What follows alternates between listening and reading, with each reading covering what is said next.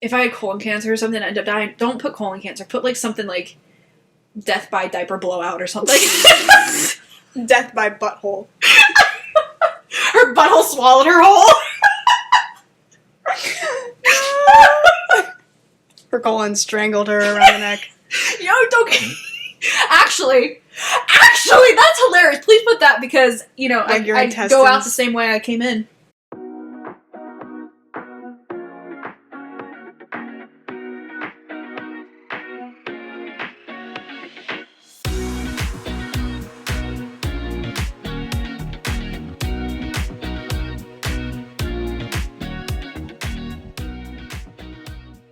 Hello, welcome back to my aunt's attic. Nice. I did it right that time. It's been a hot minute since I've done it correctly. Are you laughing at Welcome me? back. Yeah. Well, yes, because I just edited the episode where you're like, hi. Like, English completely escaped me. Okay, so to start this off, I'm really excited. Do you see this? Yeah. Do you see this? I'm looking at it. Nobody else can see it, so I'll describe it. It is a swatch of green fabric. That's it. That's all it is. It's got frayed edges because where they cut it. It's literally just a swatch of fabric. And I'm so unbelievably excited. The nostalgia is real. I got my blankie back! Is the texture of the blankie? It's the exact same shade of green. The texture is a little off, but I think that's because my blankie from way back when was so worn out that the fuzzy had worn off of it. So this is flannel. It's still a little fuzzy. I have to wash it a few more times and love the crap out of it for it to fade into the proper texture. But I got it back. It's the exact same shade. Where'd you get it? Hobby Lobby. Nice. I was thinking about my blankie, and I missed it. 28-year-old wanting her blankie back. So I went to Hobby Lobby and I was checking out all the fabrics. I was looking at all the patterns and I was like, do I get a new pattern to match my interests now? Do I get something to match my room? And I'm going through all of them and I found the green. Wow. Green matches absolutely nothing in my house, but it is the exact But same it's shade. not like green. It's like a pale, tealy, like pale it's green. a pale green, yeah. But it's my blankie. I got my blankie back and I'm so excited. That's super cute. And I took it to the movies with me yesterday because I knew I was going to bawl my face off. And I did. And so I cuddled Into with it? Yeah. Yeah, I did. 28, I'm cuddling with a blankie in public. Have you ever, like, crawled into a pillow and then you get up and, like, the eyes and the mouth and the nose are, like, wet? Ew! Have you ever done that? No. Oh my god, it's so funny. I mean, I've certainly cried into my pillow, but not to the point where it's like It's a face great way outline. to, like, cheer yourself up because you, like, get up and then you see That's so gross. the wet. Ew! That's so funny. I remember I did cry so hard at the end of one of the Cassandra Clare Mortal Instruments. That's the, it was the one that was set in, like, the 1800s with Will and Tessa and the other guy. And when Will died, I just remember sobbing so hard, my entire pillow was waterlogged. Ew! It was so gross. So gross. Blech. I hate when I do this if I'm crying really hard, but I hate when I'm watching someone cry and a tear goes into their mouth. I want to throw up. Dude. But I do it. I'll let it. You know, what's that TikTok sound that's like, it's like a reward? When you lick the tear and it's like salty. Throw up. I do it. I do it myself. It's fine when you do it. But knowing that other people do it, yeah, no, that's gross. That's gross. That's so. Oh my god! I guess I'm gagging. Dude, that's so gross. That is such a gross thing to think about. Also, if someone is acting in a movie and they're crying and there's like a snot bubble or like a spit, or I'm like, yeah, gross. Like that's all I can pay attention to at that point. Which it's good acting, whatever. But I'm like, ew. Yeah. I was watching a show and this guy, he was like explaining something that happened and he had started crying and his nose started watering. And it was like, do another take. I hate snot. I'm gonna throw up on this episode. This one time this old man came into Ace and it was like maybe a cold day out or something. And he had like a snot hanging. Ew. And then I saw it bungee. I saw it bungee back into it. Because I was getting scared that it was gonna fall into the counter, so I kept eyes on it. Oh my god! Because I wanted to know where it was gonna land. I didn't. Oh my god. How many times have we been in the car, though? Maybe that was Natalie. But I'll get really excited about something, start talking too fast, I'll spit, and it'll land on the dashboard. Oh, it's so gross. That's so gross. That's not that bad, gross. What? Spit on your... Oh my god, yeah, I watched that happen. I forgot about that. Oh my god, I spit on her. We're off to a hot start today, folks. How y'all doing? Oh, sweet lord. Oh my gosh. Oh, I'm glad I have my blanket because I'm tearing up. Oh my god. DNA-filled blanket. Oh my god. I don't even remember, like, what you were talking about. But I saw just because you sit in front of the window, so the light caught. I saw it. It was like highlighted. The mist. Like the shadow of it come through the light. Ew. Oh my god, that's so gross. But he didn't say anything. I don't think he said anything about it, did he? He was nice enough not to. How you have... No, I don't think I can't stop laughing. Did I bring it up? There's no way I said something. You did. All you said was, ew, you spit. Go listen to the episode. Oh my god. It's the Ohio one. Oh my god. Oh, that's so funny. Oh, that's so funny. That's so gross. It's hilarious. He doesn't care. Oh my gosh. I don't know where to go. Oh my gosh. I'm like winded. Dear Lord. How you doing? Woo! Not well anymore. Falling apart over here. Oh my goodness gracious. What was I gonna say? I don't know. I'm brain dead now. Tears, blood, sweat. Ew, gross. Crying, boogers. Something about it. Oh, did I tell you about the kid that was picking his nose at the... Oh my god. At the amusement park? Oh my god. I'm standing behind him in line, so I'm behind him for quite a while, and he is digging for gold for a good solid 20 minutes. Keeps picking his... Ate it a couple times. And then his hand is on the railing, and I'm like, I'm not touching anything in this place. And then me and my cousins, when we went to the beach, me and Tiffany were sitting there, and we're in our like little tent area right next to another family. We don't know them, but everyone's pretty close together. Fully grown man, excavating for gold. Oh my god. Ate it as well. No! You did tell this one. Why? I don't know. Why would you do that? My thing is like, again, you do you. I'm getting in private. You can do whatever you want with but your boogers. Why would you do that? I can't. What's the point? I don't know. A habit left over from okay, we gotta move on for that. That's so gross. No joke though. I was sobbing at the movies yesterday. I usually go with my aunt to see the new episodes of The Chosen. The finale, went to go see it, and the last 2 episodes of season 4. And me and my aunt were not able to coordinate our schedules enough to go, so I was like, I'm not missing this. I'm going by myself. And I did. I was smack in the middle of the theater. The place was pretty much empty, but I was smack in the middle of the theater all by myself. I was at the movie tavern, so I was like spread out, but I had my blanket and I was cozied up and everything. It was a good thing. I started sobbing my whole way through that. Oh, do other people cry? You can't not cry at this. I don't think there's been a single episode of that show that I haven't cried. Whether because it's absolutely heartbreaking or just so unbelievably beautiful, tears. Tears. You know what else? Actually, no, on the opposite side of the spectrum. My cousin texted me, and he said, have you seen Redeeming Love? And he said it was beautiful, he cried, blah, blah, blah, blah, blah. So I'm like, no, I haven't seen it, but I'll read the book. So I got the book. This ain't it, dude. This guy ain't it. This was supposed to be the most beautiful, redeeming love and romance and everything. No, this guy ain't it, dude. This guy ain't it. This is a solid 1 star. I keep reading it. Oh my God. I hope something is redeemable about this. This guy is a jerk.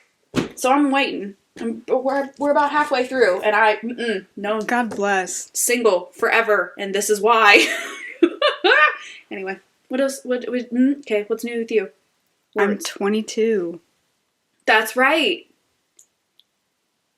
That's so old. Yeah. Wow. Rude. For me. Pardon. Not for you. For me, it's old. Gotcha. Because it's the oldest I've ever been. And the youngest you'll ever be again. Scary. Yeah. Actually, it feels okay. You are a baby. 22. You have so much life ahead of you, man. Dude. Maybe. Kendra's been talking about her job and everything, and that she's living the adult life now, and it's like, welcome to the real world. Harsh, right? I'm not even there yet. No.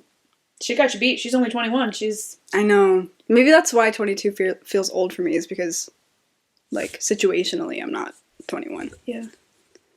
Well, we're not going to compare you. Or 22. I'm, like, still doing homework and, like... Hey, I would be, too. Stupid. Speaking of homework, I had yet another high school-related dream this morning. Really? What is going on? What was it? It wasn't so much high school related, but there were people that I went to high school with in it. And I was lined up for, in my dream, what I knew to be some kind of like 21 Pilots pop-up shop or something. And I was waiting in line for that. People from my high school were like crowding and pushing and everything, trying to keep cutting me. And I was like, no. I will throw elbows. Nobody's cutting me. I've been waiting here for long enough. And then 2 girls that I went to high school with, I'm like, behind me. Not happening. Then by the time I got to the front of the line and into the pop-up shop, it wasn't 21 Pilots. It was like a Bath & Body Works something or other. It was just a bunch of candles and soaps. And I'm like, what? That's such a dream thing. That's so funny. But yeah, so in line it was 21 Pilots, but when I got there it was soaps, and I was fine with it. Like, dream logic was like, this is how it's supposed to be. No idea. But anyway, 3 somewhat high school related dreams in the past week. I'm like, weird. What is happening? So really weird. Maybe I'm being led to go back to school in some capacity. Who knows? I don't know. Or you just have like PTSD. That is because also... I will like have dreams about like having to turn in homework, or like during the summer I'm like, I'll wake up in the middle of the night and be like, I didn't turn it in, and I'm like, what? But that's still relative to you. Kind of. I don't care that much though. I turned in something late yesterday. A day late. Good job. It's not a big deal. No. My dream was kind of cool. And when I woke up from it, I was like, oh, I've had that dream before. But I don't know that that's true. But it felt really familiar. But it was like this action thriller movie. And I was like aware that it was a movie while I was dreaming it, but I was in the movie. Mm-hmm. But it was also real. But it was like that vibe of like that kind of movie. Mm-hmm. And I don't really know what happened. Like, we were out, like, clubbing, and this one girl is like, my water tastes weird. Can you guys, like, keep an eye on me? I think someone spiked my drink. And we were like, okay. And then she disappears. And then I'm with my sister, and we're in, like, a four-wheeler, or we're on, like, something that's moving. And we're in this huge yard driving up to this house. And there's, like, dogs, like guard dogs, running at us and like trying to attack us. And we get to the house and I'm like, because I guess I suspected that this guy had this girl and my other friend is there like having the time of his life, and he's like popping mini Reese's cups. He's like, this is great, like come hang out. And the guy's like, yeah, come hang out. He's like this really rich guy. And I'm like, no, we gotta go. And then I'm like, well, I do have to go to the bathroom. So I went to the bathroom. And then his wife, like, walks in on me because the bathroom and their bedroom was the same room. And then I woke up. Dreams, man. Dreams. So, that was a good one.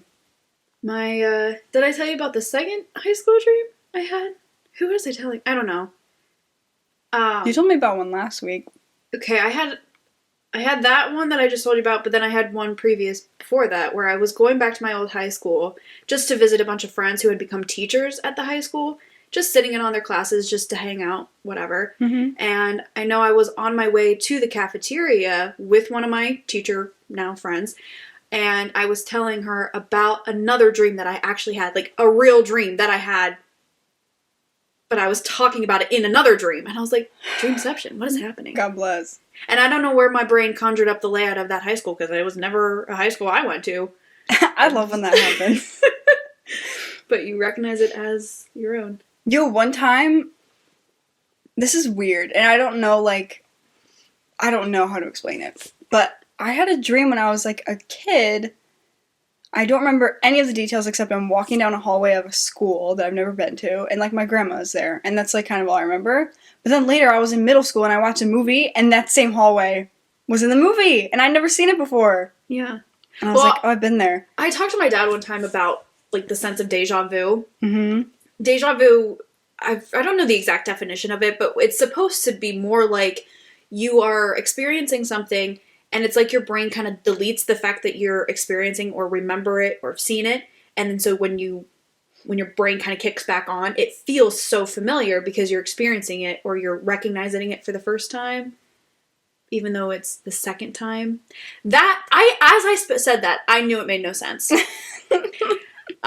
So it did. So you're saying that something happened a second time, but you don't quite remember? No, it's happening once. Ouch. But your brain deletes the information As it's happening? And processes it again. Oh. But I told my dad, I was like, no. When I'm talking about deja vu, I mean, I have a dream.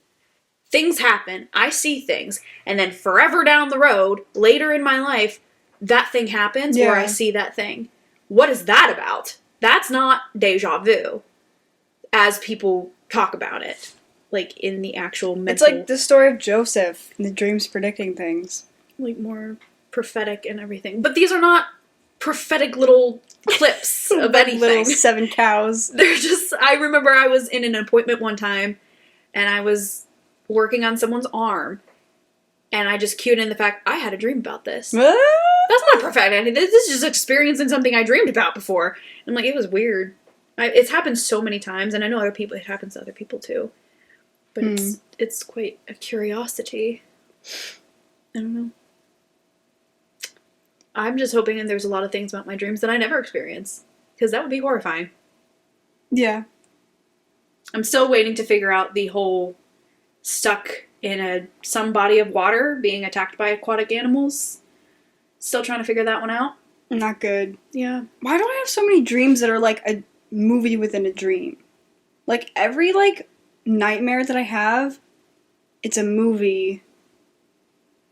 Mm-hmm. And, like, last night, like, I was experiencing it for real, but some part of me knew that it was, like, a movie.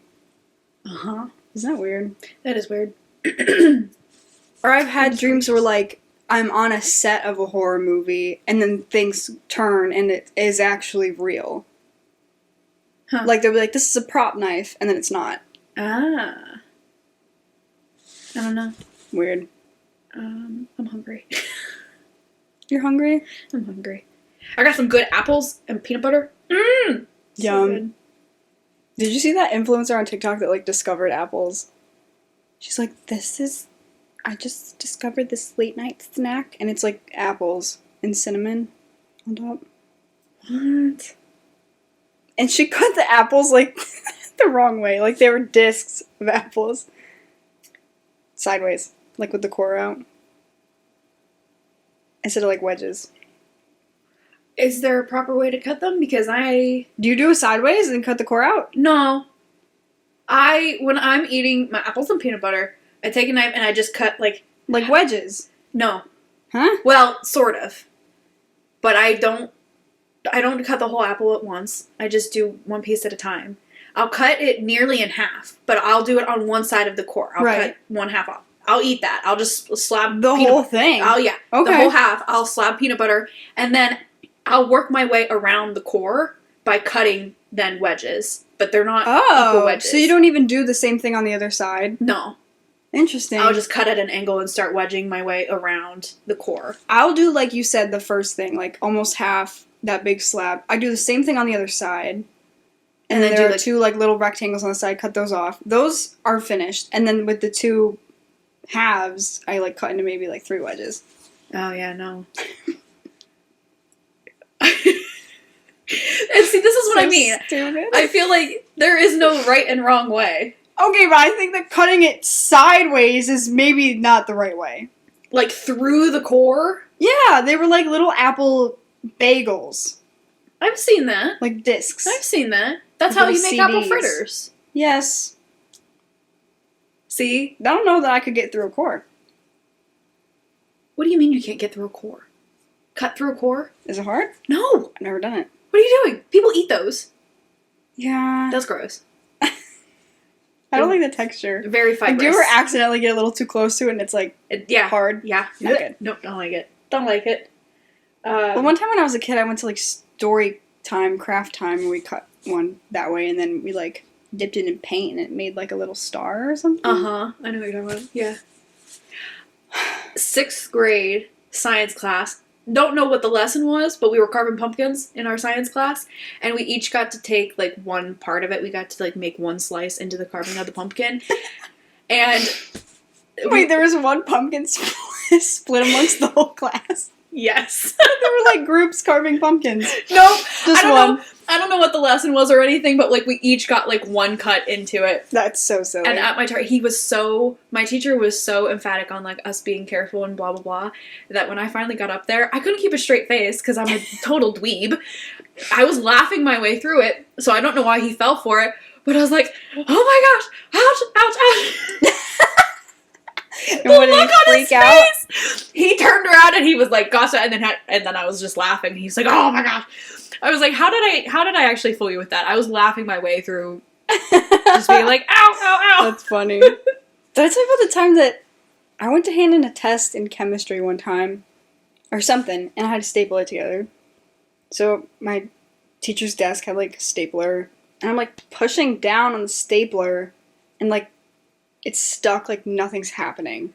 It's just like closing, but no, it's not like clamping, you know? And I'm like pushing down so hard on it, and then I'm like, like, you know when you like hit your finger weird and you feel like fuzzy, yes. like the nerve, like, Yep.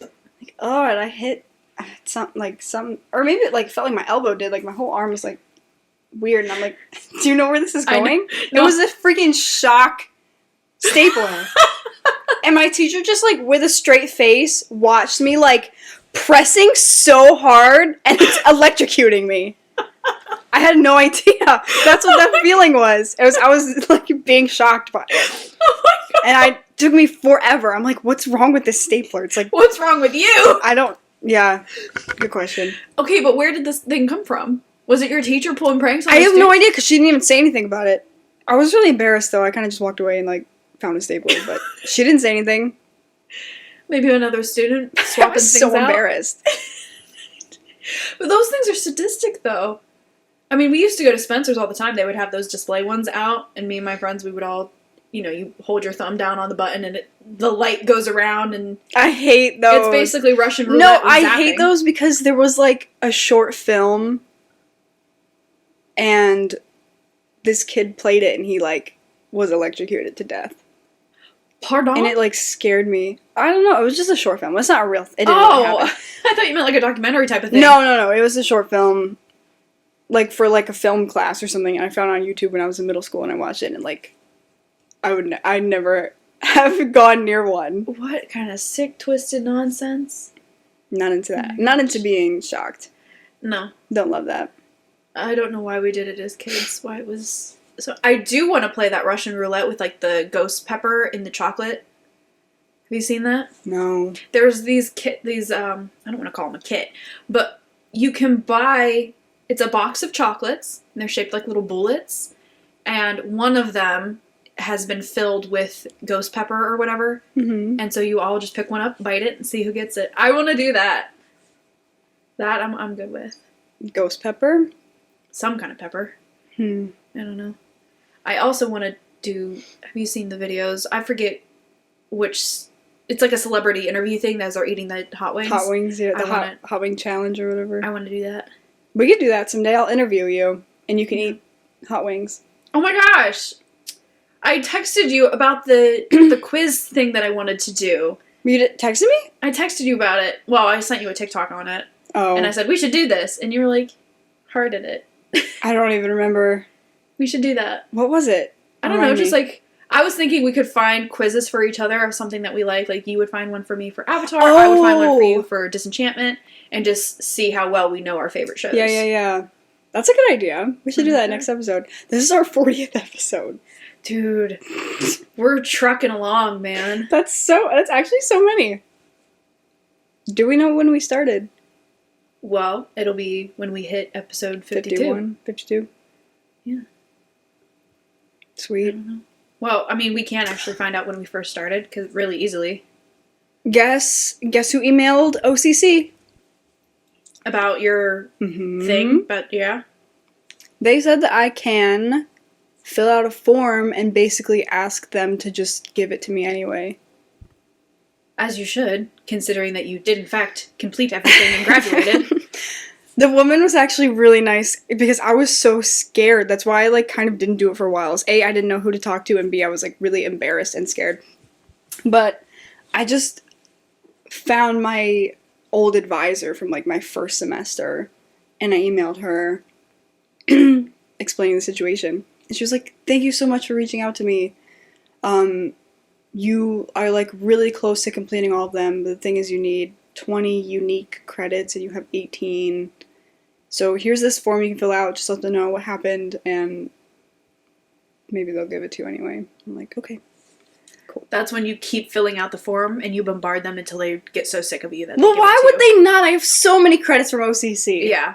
No, that's what I mean. Like I said, I told you before about the guy who literally just hounded them and they were just like, please stop. Here you go. Here's your degree. Leave us alone. Also, well, not only the fact that I did what I completed, nobody told me. Yeah. I went to graduation. Yeah. You were there. What? You were in the program. You were all set. They texted me my phone number being like, congratulations. Yeah. Like, they sent me an email being like, you know, like, are you going to be there? Here's your information to get your cap and gown, da-da-da. None of the professors told me. Yeah. No, this is totally on them. It wasn't until I, like, didn't get my degree in the mail that I was, like, twiddling my thumbs being like, Yeah. hello? Well, my degree also took 10 years to get here as well. So I was hoping that we were in the same situation, but we are not. Not that I was hoping that you didn't graduate, but... Oh, I would have thrown an absolute fit. I would have gone full Karen. Full Karen. It's so stupid. That's really super, super annoying. You want to go to Def Coffee on Friday? Okay. I think I do actually have to work. That's not a garbage excuse. I actually do have to work. Friday night? What time? At like, I don't know, 6. I think I work. Ah, you smell. What? A smelly smell that smelled Oh, smelly. I do work on Friday, but to like 5. Okay, well, I'll let you slide. But I do think we should go sometime. It's in DeWitt. I live totally there. agree. I live there. I totally agree that we need to go. Maybe I shouldn't have said. We have said so many times where we live in the general area. Okay. DeWitt is big enough where you're okay. Okay. Also, we have a grand total of how many followers? Not a lot. Nobody cares. Nobody is going to be hunting you down. Australia. Oh, shout out to India. I Oh, don't think shout we out. actually... Shout out to India if you're actually still here, or is To it our just like less that? than 1%.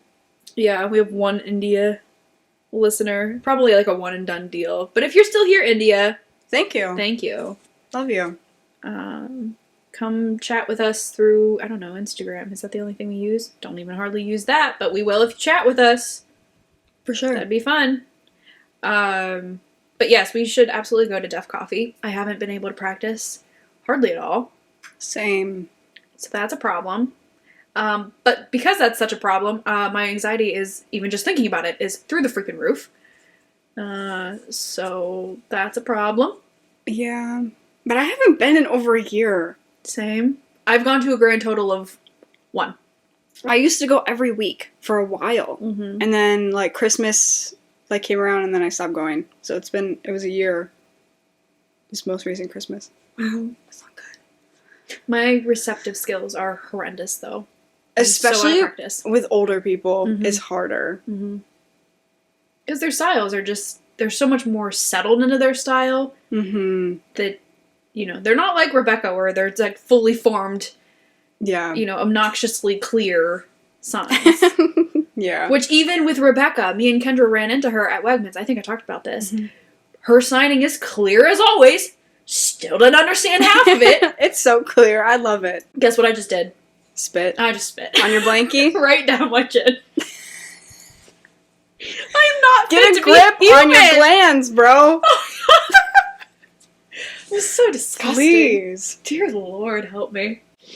Sorry. You know when people... Wait, do you, like, shoot... You know what's it called? Gleeking? Gleek. Do you do that? Yep. On purpose? No. Oh, God. I cannot figure out how to do it on purpose. It's when I yawn.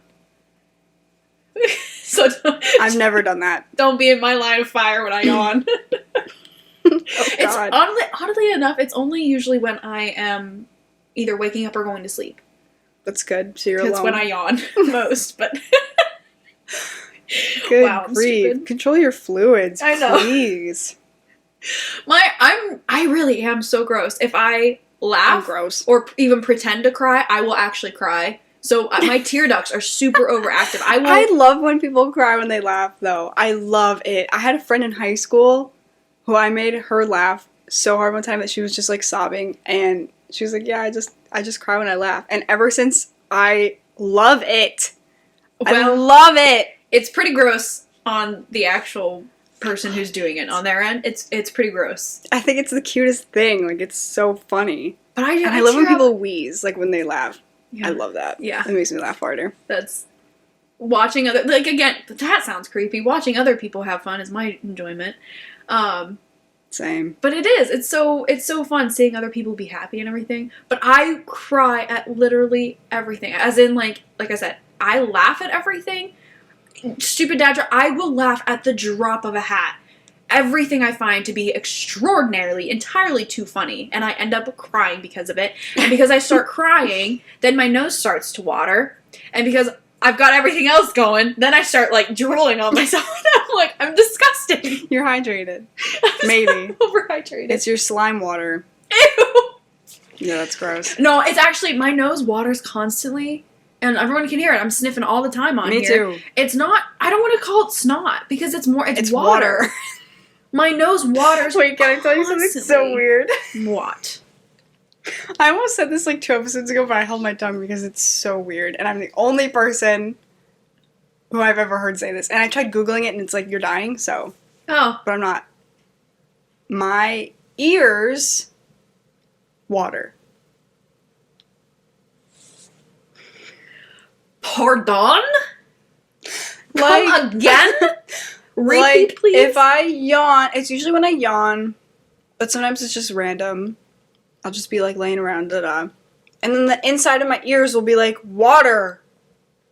You got your wires crossed in your head, dude. Something crossed. But it's so annoying. I bet. That sounds horrendous. And my mom and my sister are like,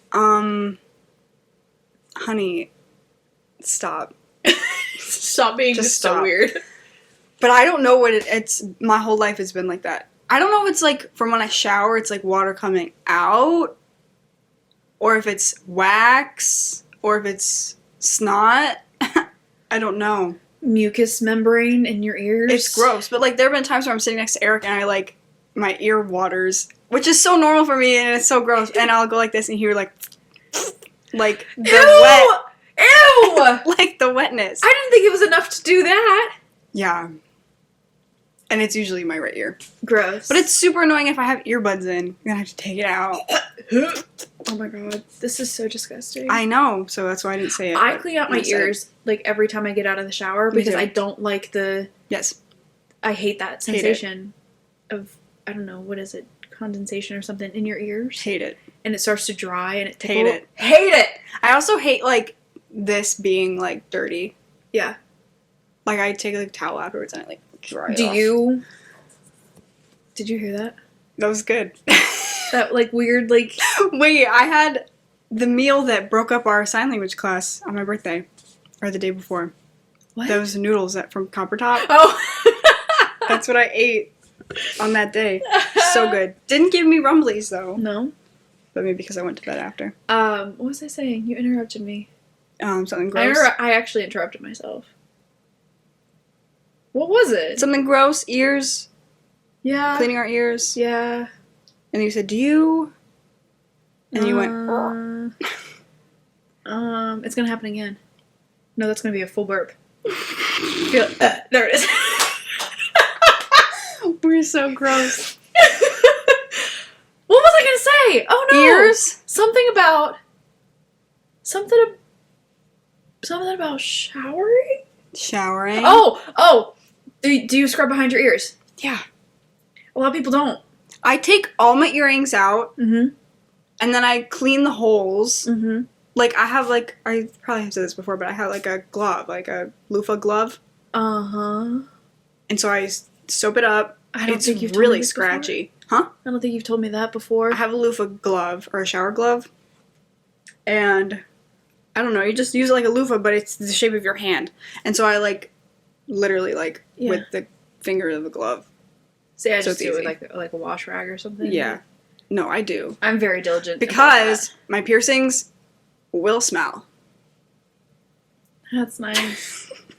I mean, I have a couple piercings that I can't take out. I could, but I can't. Because I won't be able to get them back in. My daith and my helix, I don't ever take out. But I scrub, like, all the way around them. And then same thing, like, with a Q-tip. I know you're not supposed to, but I do it anyway. After shower, I clean all around my ears with, like, a Q-tip and get in everything. I'm like... And then I was just thinking, we were talking about how people don't go all the way down their legs or to their feet. But cleaning between your toes with, like, a loofah, oh my god, it feels so good. See, that's what I do. I have the glove and I, like, basically, like, scrub my toes. Yeah. It feels so good. Yeah. It's like, I don't know. That's a feeling that you can only ever get in the shower. Like, my neck and my chest. I think that feels so good. Well, I have this, what is it, Dr. Bronner's soap. It's like minty.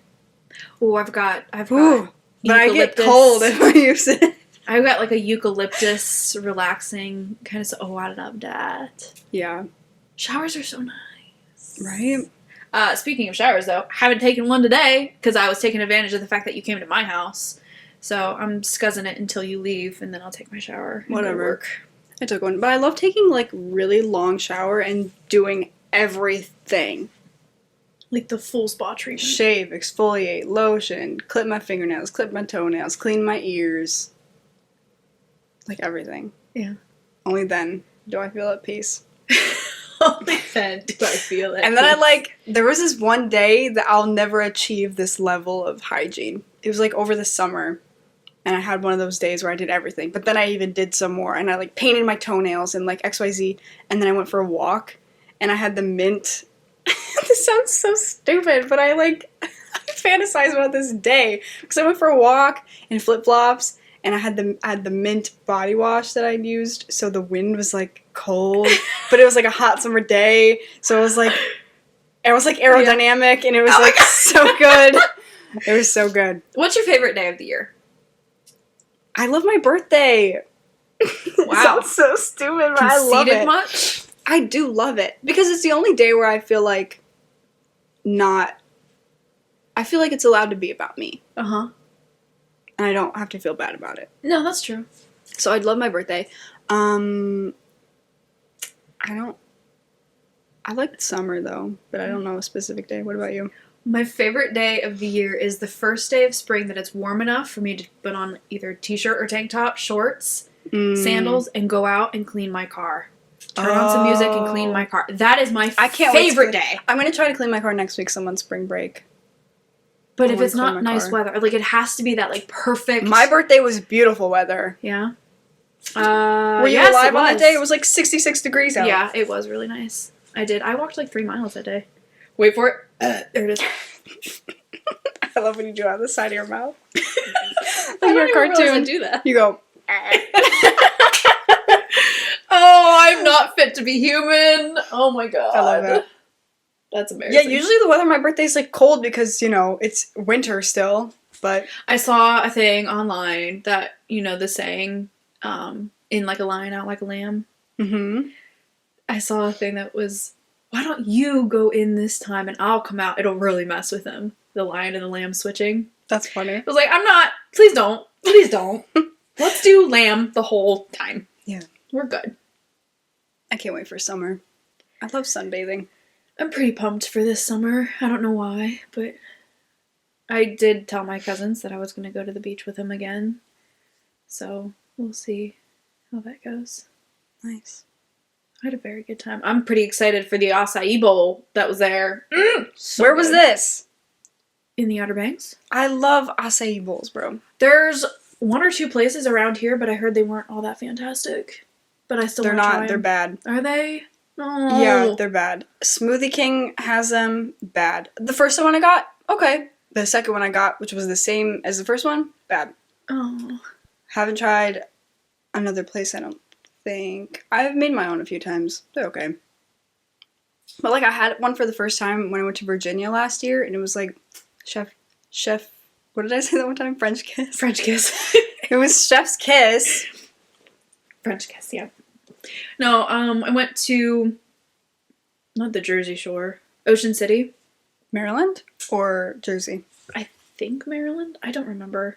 I just tagged along. I don't know where I was. Did I tell that story of when I went? This is like, I don't know, 3 years ago now. My friends and I planned a trip, and we're like about to leave. Like, we're in the car, and their mom is like putting in the directions, and she's like, "Why does it say it's like 7 hours away?" We were going to Ocean City, New Jersey, but she had booked the hotel in Ocean City, Maryland, and we're like, "Let's just go." So we went to Maryland, and it was so sick. There you go. It was so cool. Love Maryland. Yeah, well, there's one acai bowl place in Ocean City, I think Maryland. I think that's where we went because it was a little bit further away. How do you not know? I really don't. It confuses me every time. But no, those were good. I had it multiple times. They are so stinking good. Really good. Those will make you poop liquid though. Nope, not me. What? Oh yeah, smoothies. Ground up fruit. You poop at the same thing that goes in, basically. Mine takes a little bit of a different shape. No, so Mine is so a little bit of a different shape. You poop solid after you have an acai bowl? I don't poop solid ever. So what do you poop then after an acai bowl? I don't know. I'm not really. Actually, you know, that's a lie. I was about to say, I was like, I'm not really examining. Actually, I am because I have to nowadays. I don't catch up. Yesterday after the movie, I was out in Camilla's at the movie tavern. She lives out there. So I was like, hey, let's get together, do dinner. We'll celebrate your graduation from the academy, whatever, blah, blah, blah. So we get together, we have dinner, go back to her apartment, hang out with her while she cleans, blah, blah, blah. As I'm sitting there, though, everything hits me. So I told her, I was like, turn up the music. I'm going to blow up your bathroom. I like how you have no shame about it, though. Well, no, I told her to turn up the music. I was like, we don't need to hear this. Yeah, but there's no shame in, like, telling her to turn up the music. Well, I had to. I had to disclose it. What was so funny is... Well, because it wasn't one of those... it wasn't one of those, like, the bowl is like... You know what? And the echo in the bowl. If it was that gentle... I'd be so thrilled if it was that gentle. No, we're having issues. It was pretty bad. Problem is, I laugh about this, but it's actually quite concerning. You're gonna have to get a bag, gross. Bro. You're gonna have to get an Austin. What do you call it? Listen, after what happened yesterday, was this yesterday? This was yesterday. Okay. God bless. After what happened yesterday, just last night, I was trying to go to bed. I kept thinking, I looked up ostomy bag, and I laugh about it, but this is actually quite serious. You want one? No, I don't want one. Nobody wants one. Some girl on TikTok is like, it's not that bad. She has one. Well, she had to get it, so she had to learn how to accept it, and she has accepted it, which is fantastic. And so I was thinking to myself, I was like, all right, we better get used to the idea of having an ostomy bag, because it was more blood than anything else. Oh my god! I laugh about it, but it was actually quite concerning how much blood. What's going on? I don't know. So I really got to get insurance. I really should probably go to the doctor. I'm so scared. Did you see that new constipation relief technology where it's a pill that you swallow and it vibrates? Ew! Ew! Wait! It's like not medicine. It's physical. Ew! Ew! I don't like and that. You swallow a pill and then it... give you the jitteries as you're going about your day. Ew! It's supposed to help shimmy things along. My problem is not constipation. It's the fact that my everything is pushing and pulling. I know that's not your issue. All the gurglies and the liquidy and I think it's a muscle spasm issue I got going on. Nothing flows the way it should, and because it's not going out the way it should, it sits there for too long, and then it gets super soupy. And then it's a problem. Everything's a problem. I'm so scared. And I don't know if my colon is eating itself. Maybe. Fingers crossed, maybe it was just like hemorrhoids or something, but I was like, that's an excessive amount of blood for hemorrhoids. Oh my god, I've never pooped blood. I'm so scared for you. This is not the first bout of it I've had never done that. I know, I have another friend who he, like, once a month has bloody poop, and he's like, it's whatever. I'm like, are you kidding me? Not once a month. I have never, ever. Yeah. Concerning.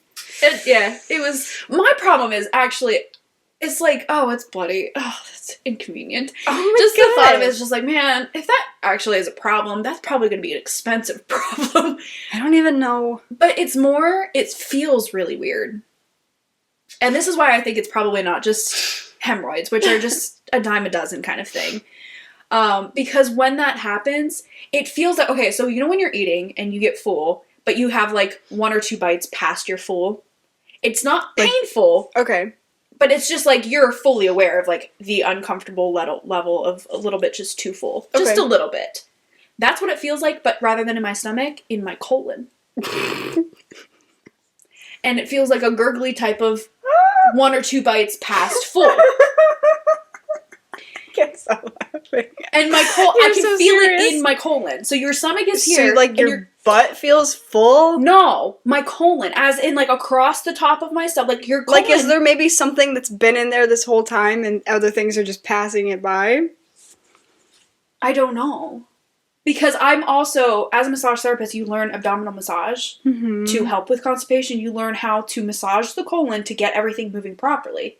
I do that to myself, trying to get everything, because again, it feels like it's just gurgling back and forth, being pushed and pulled. So I actively push everything around.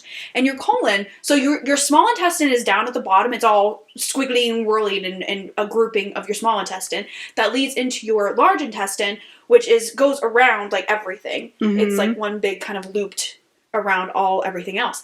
And I can distinctly feel the trail of my large intestine being all weird. And so I can actively scoop everything through it.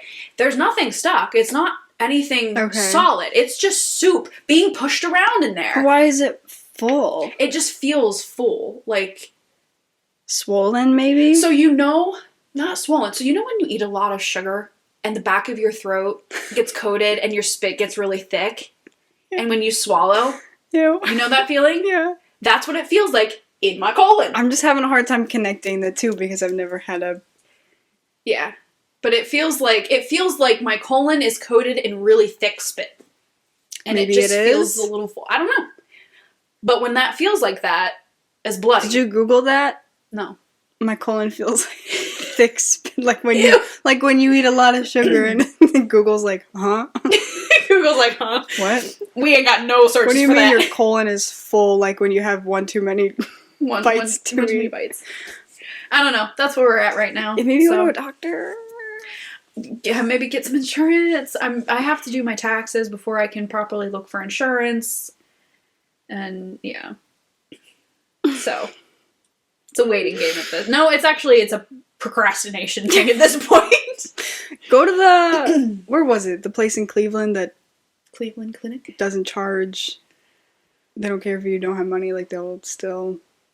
My hands are freezing. Oh my god. You're dying, I think, maybe. Yeah. Eric's mom works at the Cleveland Clinic. Yeah? Yeah. I don't know. Half the horror stories I hear, people having insurance, and then this place didn't take it, and I still got a bill for $10,000, and I'm like, I'm just gonna go to somewhere, give them a fake name, and hightail it out of there as soon as I get whatever I need. That's an idea. No, I was like on TikTok or Instagram or something, like there's a place in Cleveland that, like, will forgive your whatever. I don't know. They don't want to turn anybody away. I'm just also the laziest hypochondriac ever. Although I think I can pretty much say this is no longer hypochondriac when I have physical evidence of a problem. That's physical. I laugh, but it's probably not funny. I say probably. It's really not funny. Lord help me. I'm just imagining Kendra, like, listening to music, and through the music is just... Again, if only it were that gentle. I don't know. It's more like... I wasn't there. I'll try. Cack, cack. No, it's like...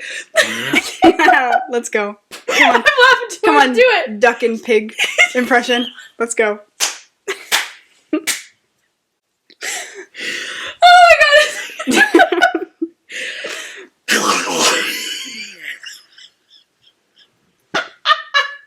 Wow. Alright, we really gotta move on. This is so embarrassing. It's okay. Tell everybody I have watery ears. Whatever. You're spitting all over your blanket. Please, for the love of God, we gotta stop. Oh my God. Oh my gosh. You should see the bars on this thing of me screaming like I'm such a banshee. Talk about something else. I gotta stop listening to the sound of my own voice. What's going on with you? That is exactly the opposite of what happened. I don't know. Nothing new to report. I had a as your midterm boring yesterday. Classes. Oh gosh. And I had a presentation yesterday. Wow. Sorry. You know my crazy class, how like basically anything flies? Uh-huh. Well, apparently that's not supposed to be the case because our professor snapped yesterday. And it was so awkward. She like basically pinned everybody against each other because she was like, after everybody presented, she was like, okay, so there are a few groups who are working well together, and there are a few groups who I'm going to separate. And normally she would let everybody stay together for the whole semester, right? That's what she told us at the beginning. Is like, you guys will fall into groups, like maybe you'll switch, but a lot of people end up staying together for the whole thing. Which, I don't know why you wouldn't, but she's like, there are a few groups I'm going to have to separate. So everybody raise your hand and vote if we should separate this group. And I was just like, why is she doing this? I don't know what happened, but she was not herself. This sounds like the culmination of some kind of social experiment. Yeah. This sounds like a social experiment. But everybody's like, no, like, we're not gonna... I mean, I don't care if these groups stay together. But also, why would anybody openly in front of the group vote that they shouldn't stay together? Especially when the groups that are a little bit less well-behaved, it's because they are, like, friends outside of school. So, we're all like, no, we're not gonna... Yeah, no, that sounds like some kind of wacky social experiment. So she, instead of making us vote, thank God, like, took all their names down and, like, randomly drew new groups for them, which was, like... Honestly, I felt icky. Because I was one of the groups that stayed together. Because, of course, I'm like the quietest thing in class. But anyway. Class ends. And of course, these groups are like mad. So they leave. And I'm one of the last to leave. And I like stayed outside the door and listened to her. And she started crying. And she was like, I told them that they had one chance left. And... they were usually so nice to me, but they were so mean leaving the class. I'm like, well, you did make them mad. But she was crying, and she's like, I'm normally never like this. Da-da-da. I'm like, it was so uncomfortable. Okay, maybe not a social experiment, but just like I have no idea. It was so uncomfortable. I bet there's like a lot going on behind the scenes that we're not seeing. But it was uncomfy. That is really awkward. Super awkward. I try my hardest not to, like, let the awkward settle in. I just try and bounce back immediately. I tried not to. I, like, got on my phone and was, like, playing a game. I was, like, trying not to listen to her because it didn't pertain to me. No. But I'm also the type of person who will cry at the drop of any mention of somebody being upset about something. Yeah. Oh, like, if you're mad in my general vicinity, I will cry. I don't know how to handle it. Yeah, I told you that one time the professor, like, was going off on that girl who came in a couple minutes late. And I wanted to cry, like, for her. Mm-hmm. Because it was so, like, humiliating. And I was like, that's not right. Like, okay, like, she's late. You don't even have to tell her right now. Just write a little note, say that she doesn't get attendance, and speak to her after class. Like, you don't have to make a whole... I feel like we're old enough that you don't have to, like, publicly humiliate her for her to get the point. Mm-hmm. She's new. Maybe she didn't know she's not supposed to be late.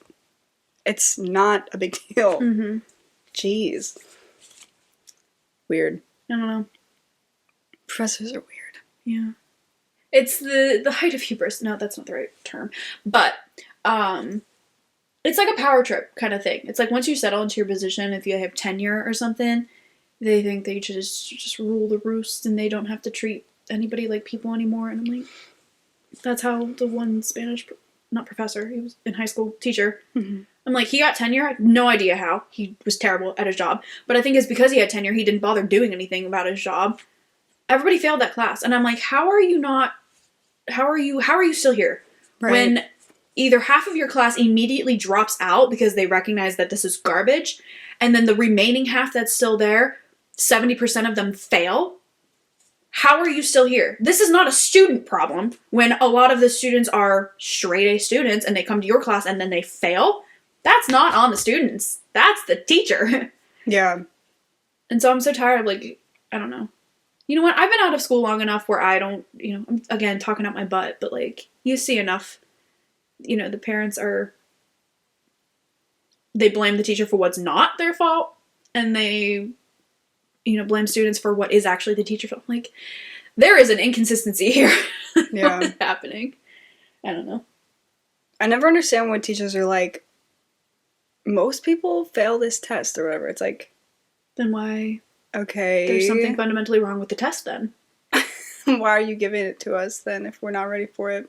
Yeah. Weird. Mm-hmm. That's it. I had one class, my politics class. The professor was biased. He was horrifically skewed in one direction to the point where he was blatantly saying things that I'm like, do you hear how just completely unreasonable you are about this stance? He thought he was like making some grand point. And I can't remember exactly what he was saying, so I'm not going to even try to repeat it. But the point of it was that he thought he was pointing out how unreasonable other people thought about this, when I was like, you're proving their point actually for them. It was, I don't know. It was like about human rights for babies and blah, blah, blah. And I'm like, yeah, babies have human rights. What do you mean? It's something like, I just said I wasn't going to try to even repeat it, but I'm going to try. It was something about like him calling people stupid for thinking that maybe like unborn babies have rights. Like, are you going to, or is an unborn baby going to vote? And I'm like, is a born baby going to vote? What? Really, a 17-year-old isn't either, so. Yeah, I'm like, they have their so rights stupid. That's a when their point. rights come into play. Right. I mean, like, every person on the face of the planet, I shouldn't say that because there are some countries, whatever, Right. but in America here, everyone has the right to vote when you're of age to do so. So they were saying, like, unborn babies don't have rights and blah, blah. I'm like, pardon. That's such a bad point. A born baby and an unborn baby have the exact same amount of rights when it comes to voting. Like, what are you talking about? And he thought he was making some grandiose point and everything, and I'm like, you're quite literally proving the opposite. That's so You're stupid. just being... And he was so biasly skewed in one direction, and it was... And he just would not hear anything to the contrary. And then all of his tests were like that. I remember talking about them. They're open-ended, like, essay kind of things. He gives you a general topic, and you just write as much as you can about it. And then he goes through, and he was like, okay, you got this point, and you get so many points on it. And I'm like, what the frick? Because his note-taking project, it was just him lecturing. There was no outline, there was no guidance, there was just, and half the times he's giving us all these names, you don't even know how to spell them because he's not even putting that up on the board. You have to ask him 10 times to repeat different dates because he's rattling off so many things. Then he has to backtrack and he repeats himself, so there's no concise order to anything. And then we had the valedictorian of our class in this, she was doing the worst in that class. And I'm like, this is not on you. This is not on us. And so many people failed this class. I'm like, this is a teaching problem. Where was this? This was at OCC. It was my politics class at OCC. I remember telling you, take it with me. And you're like, no thanks. And I'm like, glad you didn't because... Good thing, because I would have... Yeah. Maybe died. It was terrible. Like, I was very interested in politics, and I found the information very good when he presented it in a concise way. Mm-hmm. I saw his notes. It was literally just sheets of paper, just of information, and he would just rattle it off.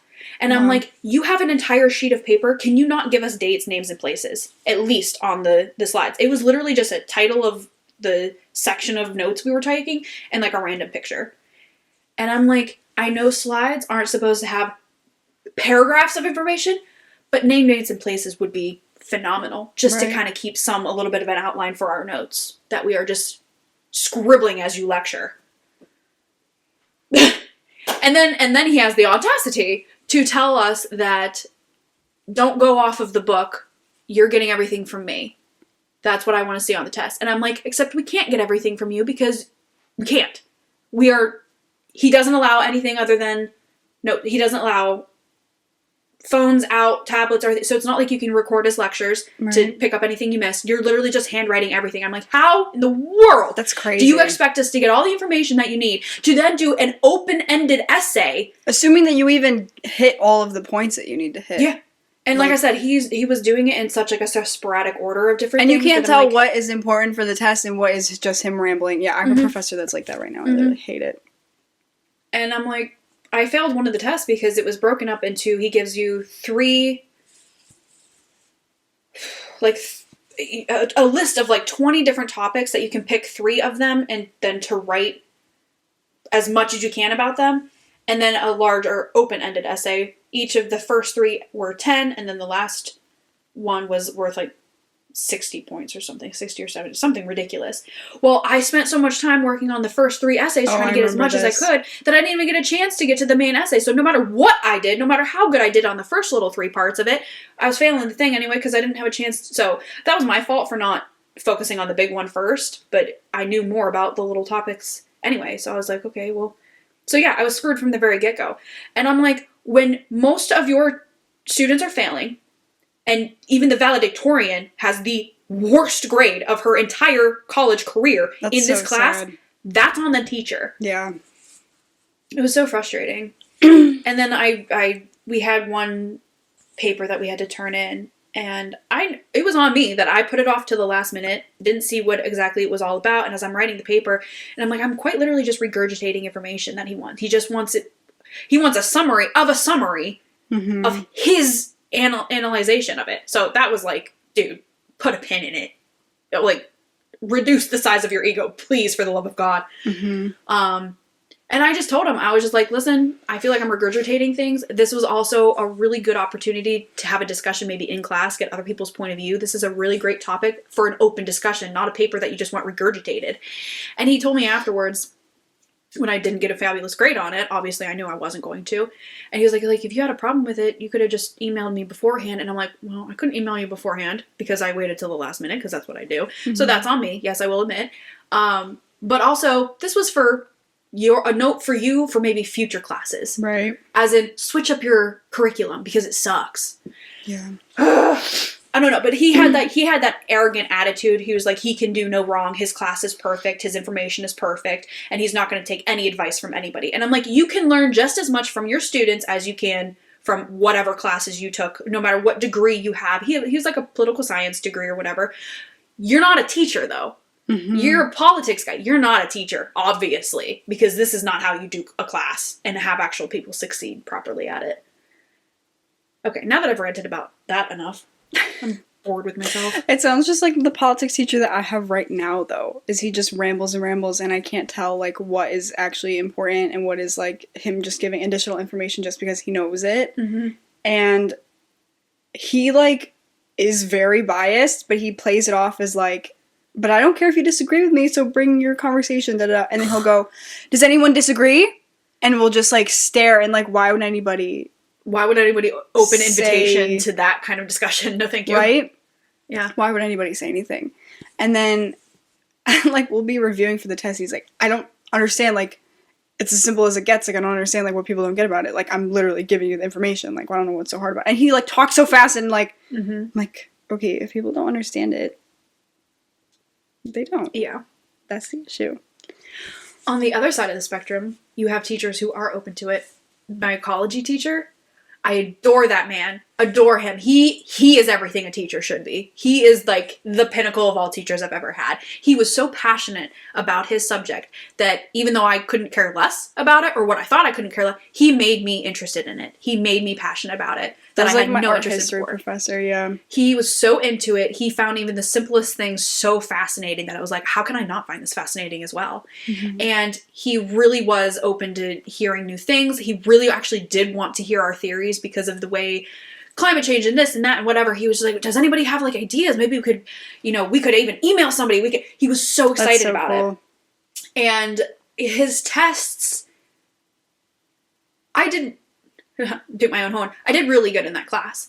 But one of his tests, especially, it was experiments, how to set up a proper experiment, everything, which I can never figure out what is the variables and what needs to change and this and that. I can never remember what the names of each of them are and what the dependent and the independent. Yeah. I don't know why my brain just does not wrap around that. So there was sections of that test that I just left fully blank. And there was a couple other questions asking, like, what is this? And I just could not wrap my head around it. So I did really poorly on that. But on that same test, there were a couple questions that I would have known the answer to had the question been worded properly. Mm-hmm. It was just a whole big long paragraph of useless information with one quick question. And I'm like, wait, I'm trying to cipher out what is the actual question, what's the information that I need versus just the content. I'm like, what the heck? Couldn't figure out some of it. And I know he asked me afterwards, he was like, I know this one didn't go really well for you. What was going on? And I just told him straightforward. I was like, I know it makes sense to you. I know the questions that you're asking make sense to you because you know your subject. Mm-hmm. But you're asking people who don't know the subject. This is new to us. So you have to ask it in a way that's going to make sense to newcomers. Right. Not from an experienced person. And he took that to heart. And I noticed on the next quiz, it was much easier to understand. Wow. And I'm like, he is the teacher you need. He is so open to criticism. Was that at OCC? Mm-hmm. That's so cool, dude. The ecology teacher. He was so fab. He was just so unbelievably kind and just so passionate about it. He was everything a teacher needed to be. But no, I did. I told him straightforward. He came to me and he asked me. He was like, "What's going on?" That's so cool. Because it was so out of the ordinary for me to have gotten a bad grade. Right. And so he really wanted to know, and I told him, and he fixed it up and everything. And I'm like, there was one question that didn't have a proper answer to it, and I was sitting there and I'm trying to read the question. He was just like, which of these environments coalesces together with this kind of whatever? Mm-hmm. And I'm looking at the diagram of the examples that you had to choose from, and the option. I'm like, it's not here. This doesn't. And so I wrote on the paper because it was one of those Scantron things. But I wrote on the test paper. I was like, the answer's not here. What am I missing? What am I not understanding? Because I thought it was me. I thought I just was not understanding. This was a subject I understood fully. And so when I didn't see the proper answer, I'm like, what am I not understanding? And he came to me. He was like, yeah, that was my bad. That was straight about that. And I'm like, oh, the stress. Oh, the stress I just went through. Oh, that's funny. Yeah. But he was open to admitting his own mistakes as well. That's really cool. So I had like the full range of teachers at OCC. So I had some really good. I mean, obviously, like Kelly, Rebecca. Mm-hmm. Bravo. That one English teacher that I had, though, remember, you guys made me skip it like 3 times. I don't know. It was like this, English, quote unquote. It was like Voices of Diversity or something.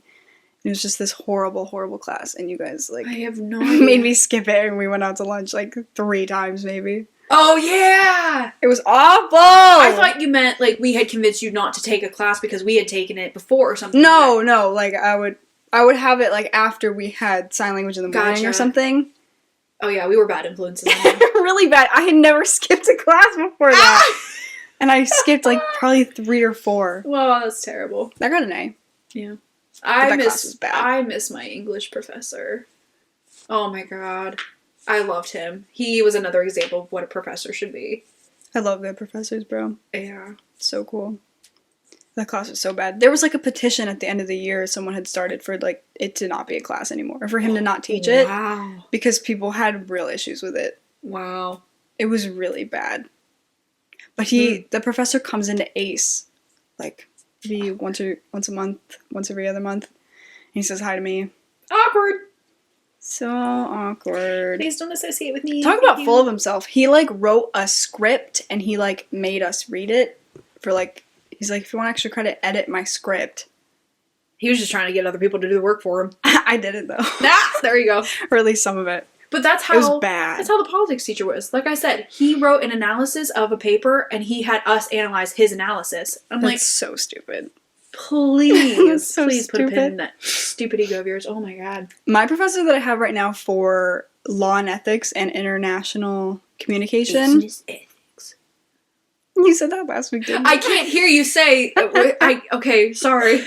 The classes are really boring, but he is like very self-aware, which I appreciate. Like he has to teach the material and it sucks, and then he'll be like, interesting, right? Like he like will poke jokes at it, and he'll be like, "Don't worry, guys. Next week it'll be better. Like we just gotta get through this." Mm-hmm. And I appreciate that. That's my one history professor that I really liked. He was a little biased, a little skewed in one direction, which was apparent. You know what? I'm not even gonna talk about it. We're not even gonna talk about it. But okay. Other than him being just slightly biased and unable to hide it, He did his lectures in a way that it was like one big long lecture, but he was so concise with it, it made it interesting. His class also focused, rather than on like the major events of history, he dialed it down to individual people that maybe you've never heard about, like the behind the scenes, the secondary characters of historical moments, and he made it aware that like anybody can be fundamental in a historical movement kind of thing. Even the small players make a huge impact. And it was so much more interesting because it made it more relatable. He gave the background and the growing up history of people to make it say like, hey, this is you. And it was just, again, it was like one big long, like strung together lecture because we went obviously in chronological order. And then his homework assignments would just, our homework assignments weren't even aligned with what we were talking about at the time, but at some point, and he would give us a reading. It flowed really well, even though it was a little disjointed as far as the homework versus the lecture, but I loved that class. I loved that class. And actually, I thought about emulating a lot of his style if I had ever become a history teacher. I was like, I'm going to do it like him. He was great. That's the only way I can understand history is like if people paint it like a story rather than like facts, if that makes sense. Like give me the characters, like tell me what they looked like, give me the visual like of the scene, and like give me the little details, and like, you know what I mean, like paint a picture rather than being like, oh, they conquered this place. Like, well, what does that mean? I don't care about like the big main facts without the relativity to reality. And showing that it is actual human beings with human emotions, with thought process that goes behind this. And that's the thing that I think, I mean, people always say you have to learn history not to repeat it. No, you don't. You do not have to know history. You have to know the why behind it. I don't need to know that, this person did that. Why did they do it? You have to know the fundamental thought process behind it to either emulate that thought process or to avoid it at all costs. Because just not doing... Nobody is in a position where they're going to be charging into battle with muskets. That's not a relative thing anymore. But the thought process might be. Right. The reasoning behind it and the desire to get some kind of outcome out of a certain situation. That is what is relative. And that's, human nature is always going to be same in that fashion. Their thought processes. That's what we need to know. And that's what he was so good about. And showing why an individual person decided to do something because their family was in this position that they had to do this and make this decision.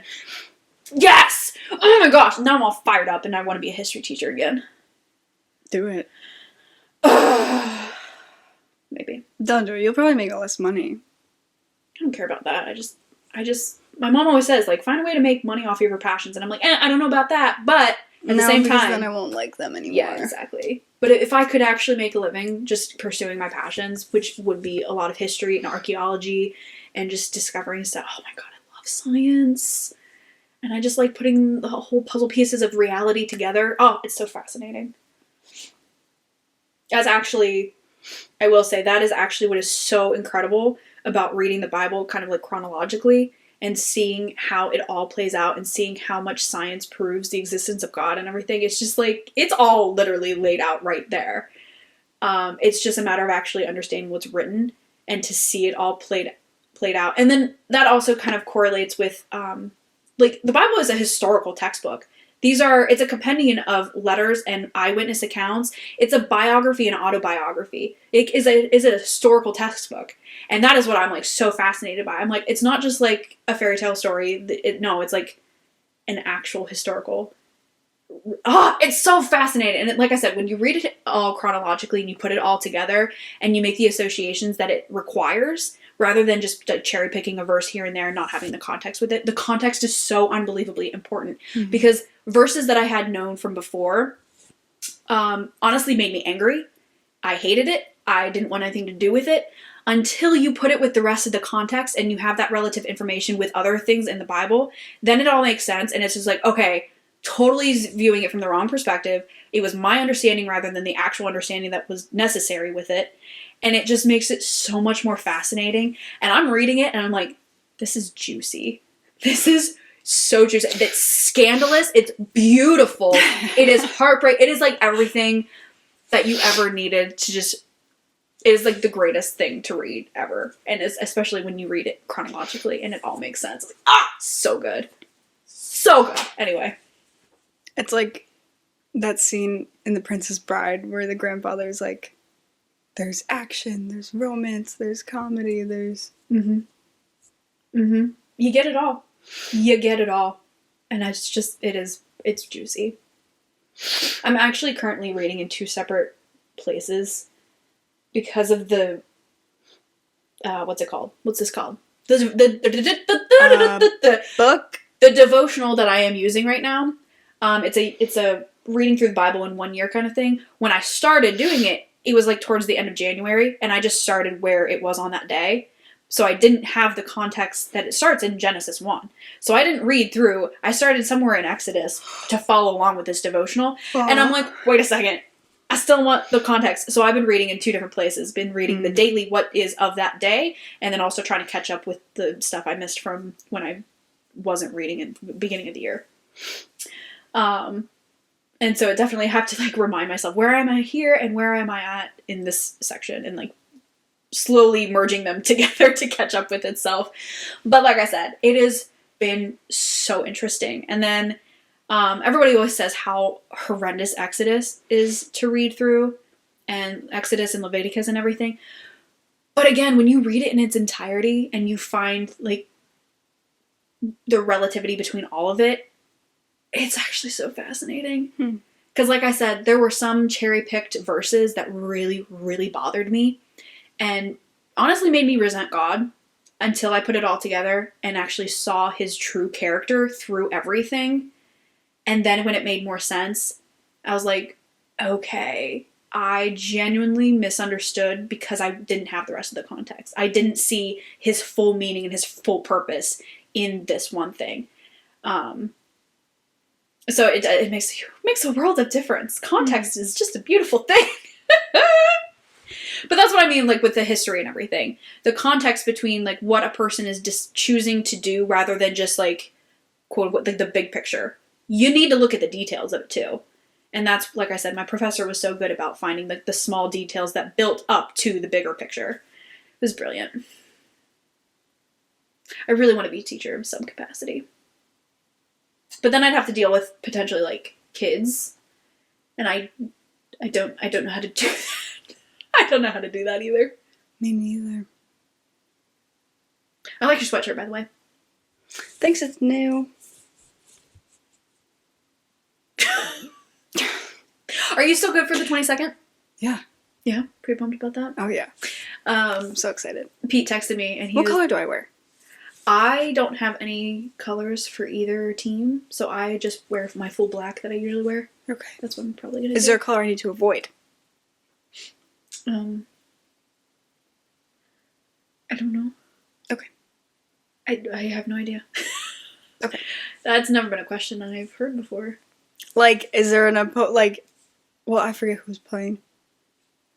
It's the Wilkes-Barre Scranton Penguins versus Syracuse Crunch. Okay. So should I avoid wearing Crunch colors? I mean, no, you don't have to. Okay. He texted me and he said, he told us the seat section and he was just like, we're going to have a really good view of our goal. And I'm like, not my goal. Didn't tell him that though. Okay. I'll just wear whatever then. Yeah. My go-to is full black. Nobody can get mad at that. But Sweet. You don't wear a whole lot of black. This is out of the norm for you. Yeah. I wore a white shirt under this the other day. It was good, but this is more comfy. You tend to go for like lighter earth tones. Yeah. Always. Are we ever going to do our color analysis? We should do that. We should. But like I said, I don't know how we could do it on like TikTok. Like TikTok has a filter. I did actually get on that to look. What did you think?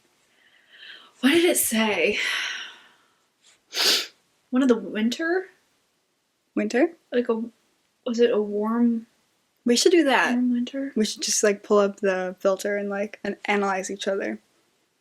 I feel like when I pulled up the filter, it did small little screens of each of them Mhm. because I wasn't in the process of making a video. I don't think it would let me do it one at a time. Right. So that was irritating. I wasn't going to make a video. Well, did you try clicking on them? I tried. I tried zooming in on different things. I tried clicking them. Nothing would let me do it one at a time. I think it was because like it was just kind of showing the preview of what you're going to be getting rather than, and then once you started the video, I think that's when you would be able to scroll through one at a time. But there's also a filter for silver or gold. Oh boy. It's like I want to know, but at the same time, even after I know, I'm not going to change. I'm a silver person all the way. What was I saying the other day? Like, I feel like what I've picked is because I thought I looked best in it, so yeah, maybe I'm doing the right thing. I picked silver just because I felt like it went with more. Mm-hmm. Because gold obviously is like a brand of yellow. Yellow goes with only so many things. You look so good at gold, so I didn't start wearing it until like last year. Yeah. I wore silver my whole life. And then I got COVID, and then I said that last time too. I got COVID, and I was like, this is pretty. Well, even if and see, that's the thing. My brain says gold only goes with certain other colors. That's not true. You're wearing gold, and it looks wonderful with the rest of everything. You're wearing black and red. Well, I feel like it doesn't... Well, I feel like silver and gold do different things, so I guess it depends on what you want to do. I feel like silver kind of contrasts more, which is good for some people. But I feel like gold blends in with my skin more, and I like that about that. If that makes sense. Yeah. I think that silver would contrast too much. But I think I look good in both. I just don't want to switch from silver because then I would have to take out my Daith and Helix, which are silver backed. And I don't want to do that. I don't think so. My Daith is actually technically I think a belly button ring. And so when he was when the guy was putting it in, it was a struggle to get it to clasp shut. Ugh. Because it's not actually fit for like the curvature of a Daith piercing. Great. Yeah. You should have seen me trying to get my mom's in. Because hers was also, I bought her kind of a similar one. I think that was also a belly button ring. And I'm not a professional, and I was trying to put it in, and I was like cranking it. And she's like, ouch! And I'm like, get over it! My thirds are like so, what's the word? Finicky. And I had lost one of my earrings like 2 weeks ago now.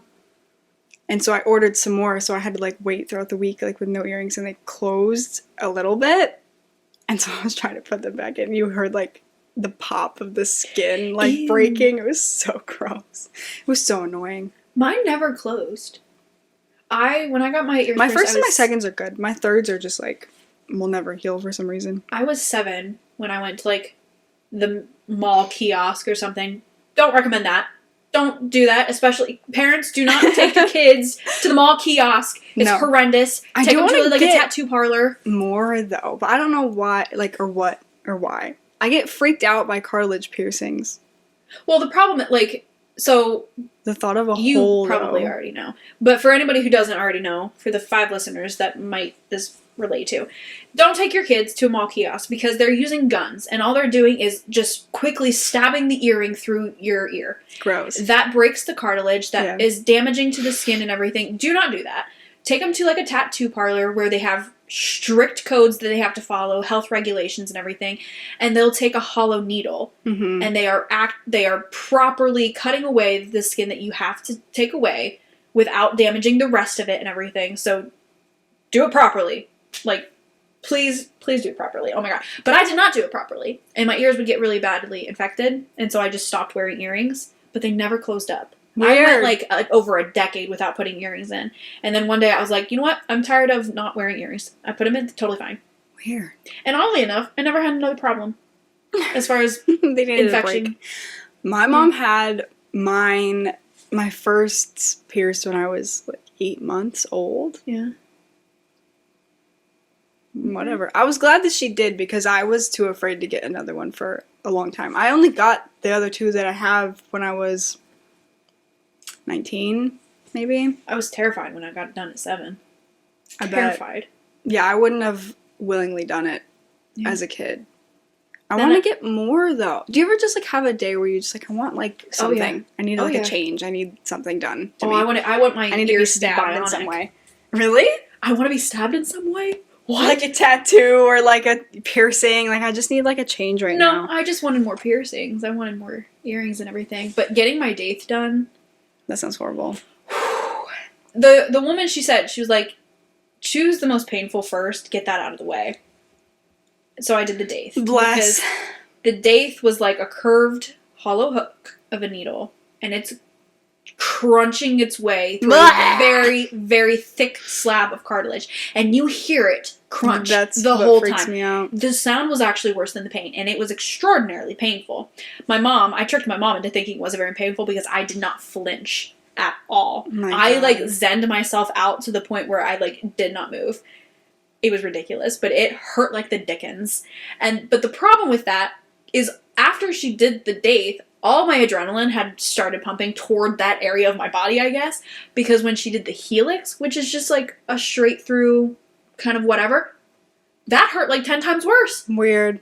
Because I think I was like so zenned out on the other one that I didn't have time to prepare Hype yourself up for prepare myself for that helix. Woo, that hurt. Woo! But yeah, Yikes. it's fine. I'm getting a call. Oh. From the same freaking people that have called me 10,000 times. I'm so sick of this. If this cut off, I bet it did. I don't think it does. Oh, it didn't. Yeah. Oh, yeah, it's still going. They've called me so many times. Like, leave me alone. Leave me alone. Who is it? What is know. it? Oh. Like, telemarketers or something. No idea. They keep calling me. I gotta block them. Block them. I think that's actually what caused the problem with my Square account. My Square account no longer recognizes my phone number. So I try to get on there. They say you have to have a 2-step verification code. And they're like, okay, we'll send it to your phone. I asked them to send to my phone. This is not recognized. This does not, it fails to send every time. And I think it's because I put myself on the do not call registry. I don't know if that kicked me off the ability for Square to recognize my phone anymore. Maybe. But I'm like, fix your junk if that's the case. Because I don't want to do telemarketers anymore, but this is my business also. Like, right. Fix your program, guys. So Square, suck it. Suck it, unless you want to be a sponsor. Would I even take their money at this point? They're taking plenty of mine now. Yeah. It used to be free for individuals, and now I have to pay over $200 a month, or Take not a some month, back. but a year. And I can't even use half of their programming because they can't get their poop in a group. Like, I got hacked. Says you. Yeah. Shut up. You're gonna have to get your poop in a bag, bro. Bagged poop. Honestly, if I didn't have to spend so much time I spent so much time in the bathroom. An ostomy bag would just kind of like, you know? Maybe it'd be easier. Yes, but I don't know. It's a discreet bag. Yes, but it fills with gas in the night. Well, it's a discreet bag. I don't know as far as that's for the descending colon. If you have the descending colon removed and get an ostomy bag there, it is just like an external little bag that's quite discreet. Can tuck it under any kind of regular clothes. Mm-hmm. But if you have your ascending or transverse colon messed with, that's like a full... It's thin, it's lightweight, but it's like a full strap that goes around your waist or something, like a whole ass contraption that I don't want to deal with that. Okay. But yeah. Anywho, we're just gonna hope that doesn't need done. Can you imagine? I can. I've had to, actually. I've had to, like, mentally prepare myself for the possibility of this happening. Oh my god. Yeah, it's bad. It's bad. Whatever. You'll be okay. That'll be fine. That woman is very confident with hers. I'll be perfectly fine with mine. I was gonna say, have you seen that guy on TikTok that is a piercer and he pierces, like, little kids? And he's so good and fast. He also does adults. But, like, he's so fast. And he'll, like, distract the kids. He'll be like, well, I saw a couple with so do you have like, a best adults. friend? And he'll, like, do it so fast. And, like, they don't even realize what happened. I saw him do it with one person, like, on their nose. And he's like, oh, I just gotta make a slight adjustment. And they're like, what just happened? Like, you're done. Wait, what? I love that. That's cool. I want to get one, but I don't like the idea of cartilage.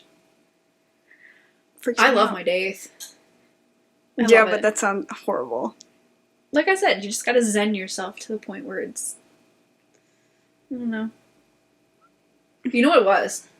I say zen myself. I compared what I knew this day pain was going to I be. think you told me this. Yeah, I compared it to the time I had the stomach flu plus my period cramps, and I wanted to die. I literally, quite literally, begged for death. It was so painful. And I was like, if I lived through that type of pain, this is nothing. This is nothing. And I did. I just told myself, this is fine. You're surviving. You're surviving. It's fine. And I didn't even flinch. Haha. I'm awesome. Yeah. As I curl up here with my blankie. At 28 years old. You're never too old to have a blankie. Oh my god, I love it. I don't have a blankie. You should get yourself a blankie. They're pretty fabulous. I almost strangled myself with it last night, though. Yeah, be careful. Because I went to bed with it wrapped around my shoulders and around my neck. I woke up and I was like, I'm dying. It's so hot. I'm like, why is it so hot? Oh, That's yeah, terrifying. Imagine death by blankie. You know what? As long as it's an interesting obituary. I want, if it's, as long as my death is interesting, I want the full details of my death put in the obituary. You know, they never put the cause of death or anything. I get mad when I can't find out how people died. That's really morbid, but yeah, I'm nosy. I agree. Like the man who owned Ace, the Ace that I work at, the Village Ace, he passed away like, I don't know, a year before I started working there, and his wife works there, and he was only like 62, and I want to know what happened, but I can't ask. I'm not going to ask, and I looked it up and it didn't say. So. Yeah, no. Let's normalize the cause of death. As long as it's no, because someone said that on TikTok and then someone got really mad. No. Is that really offensive? I guess. Yeah, maybe. I guess it is. Well, just know that my cause of death will be totally fine to splash everywhere. And if my family has a problem with it, well, it's not their death, so get over it. Oh my gosh. Can you imagine though if I did I'll air it out on the podcast if you want me to. If I had first. If I had colon cancer or something and I end up dying, don't put colon cancer. Put like something like death by diaper blowout or something. Death by butthole. Her butthole swallowed her whole. Her colon strangled her around the neck. Yo, don't. Actually, that's hilarious. Please put that because, you know, like I go out the same way I came in. I was born with my umbilical cord wrapped around my neck. Really? Oh, yeah. I was, like, dead. I was blue? Dead. I was blue. I wasn't crying. They whisked me away and they had unstrangled me. Yeah. So, yeah. What did they do with you? Like, strangled by colon. Her life was strangled away by her colon. I love it. I love it. It's kind of gross. That's hilarious. It's terrible. Wow, you were blue. I was blue. I was a Smurf. What did they do with you? A mistake. They let me live. Oh my god! Totally kidding. That's terrible. No, I don't know what they did. I was quite literally 4 seconds years old. 4 seconds years old. I'm an idiot. Just 4 seconds old. I was 4 seconds old. I have no idea what happened. Wow. But no, I came out blue, and my mom wanted to hold me, but they whisked me away or something, and she was freaking out because I wasn't crying. She's like, "What's wrong with my baby? Give me my baby!" Right. And, yeah. Scary, bro. They did that thing. You know, have you ever seen, like, puppies? They gotta rub the puppy real hard. That's what I figured. Yeah, maybe they just smacked me a couple times. They just rubbed you around, threw you around. Pancake flopped me around. Work, dang it, work! Shook you. Yeah. Oh my god, that's terrible. I was, like, plungered out. Like, suctioned. I was removed. But I was, like, stuck. See, you went from being a cone head to having a very nice round head. Yeah, I think that's why, like, my mom made a point that I wasn't going to be a cone because... Pinhead Larry. They, like, Pinhead Mary! They suctioned my head, and the seal, like, broke, and the doctor was like, that, and the blood, like, went on the ceiling. Ew! That's gross. They suctioned me out, and I had, like, a big bruise on my head. My cousin is going to be giving birth here in the next couple weeks or something like that. And I was talking to her. I told her, I know unsolicited advice from someone who doesn't have kids is exactly what you want. But I saw this thing on TikTok, which means it's 100% true. Oh, God. So, yeah, everything about my lead up to this was just like, don't listen to me. But no, I did see this thing on TikTok that was like, whatever gunkiness is on the baby when it comes out is like... Oh, I saw this today. Yeah, super leave it good. on Yeah, for super like good 2 for weeks. the skin. Don't wash your baby. It's like a beautiful cream lotion. cheese. It's like a cream cheese lotion for your baby. Great for their skin. It's so gross, though. I don't know. Just wipe them down. Get the cheesy part off. Ew! But yeah. I hate it. That's pretty gnarly. It's so gross. I'd be like, no, you don't get nice soft skin. I want you clean. Clean.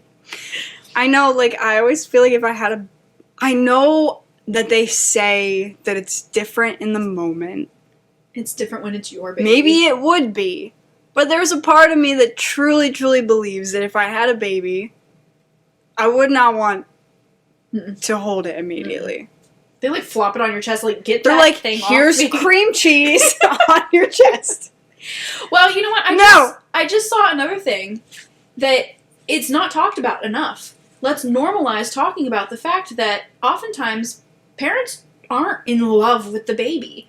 Right. You're just now meeting this person. It might take some time to develop a love for this child. And that's not horrible. That's not mean. That is simply life. Because you don't meet someone. Instantaneous love is not a thing, folks. Yeah. And that's actually what makes me so angry about this book. They had a grand total, Redeeming Love. Michael had a grand total of 3 interactions with Angel, which consisted of him badgering her to marry him. Sounds like my grandparents. Her saying no, and him being like, that's unfortunate. Leaves, come back, marry me. No. Leaves, come back, marry me. No. Leaves, comes back. And she's basically beaten to death. And he's like, you're going to marry me, whether you like it or not. And she's just like, she's literally beaten to death, or she cannot consent properly. She's like half dying. And she literally says, not yes, not okay, I want to marry you. But she's like, why not? Because she's quite literally dying. She has nothing else to live for. And so she's like, if it gets me out of this situation, why not? So he coerces her into a marriage that she cannot properly consent to. And then when she wakes up and is, like, lucid again, she's like, what is happening? Right. I don't want that. She tries to leave multiple times. He's like, you're not leaving. He drags her out of the house in the middle of the night at one point. Drags her out of the house after she woke up from a horrible nightmare, which means she's already on edge and already scared. He drags her out of the house, takes her through the woods. She has no idea where they're going. He doesn't tell her anything. She's begging him to take her back to the house because she's terrified. And he's like, no. And he quite literally says, you're not getting your way. It's my way or no way. Pardon? Why did you guys recommend this, bro? That sucks. Like, this is supposed to be, like, a beautiful, like, redeeming love. And, like, you are an abusive jerk. Yeah. You are a manipulative, abusive jerk. What is happening right now? And then just multiple other issues going on. And, okay, I started saying this because, quite literally, they had 3 interactions. Him badgering her to marry him because of just, whatever. And then gets her back to his house after she's beaten to death. She heals enough to become lucid. And he immediately just says, I want you to be my wife and willing to accept being my wife because I love you. What? You haven't even spoken to her. You know nothing about her. She hasn't said 2 words to you. You don't love her. What do you mean?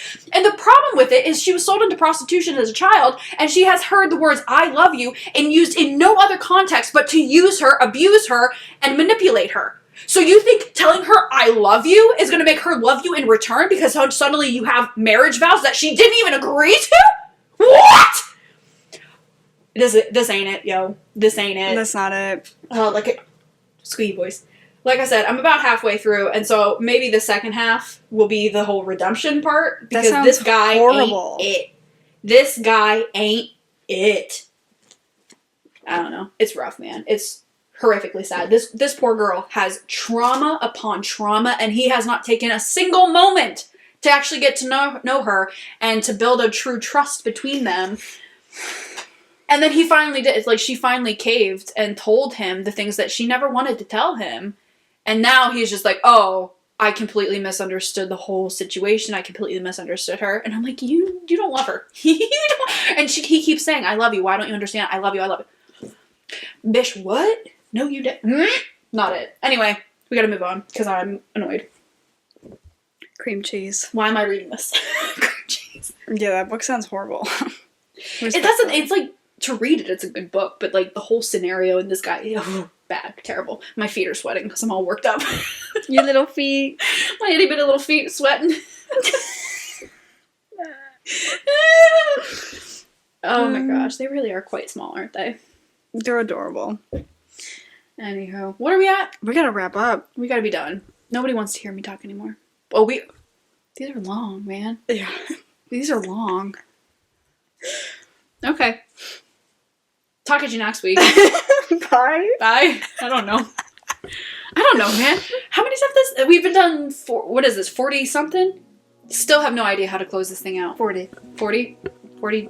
We're gonna be at like 140 before we figure out how to end it. Well, Okay, it's really, just bye. like so. Oh.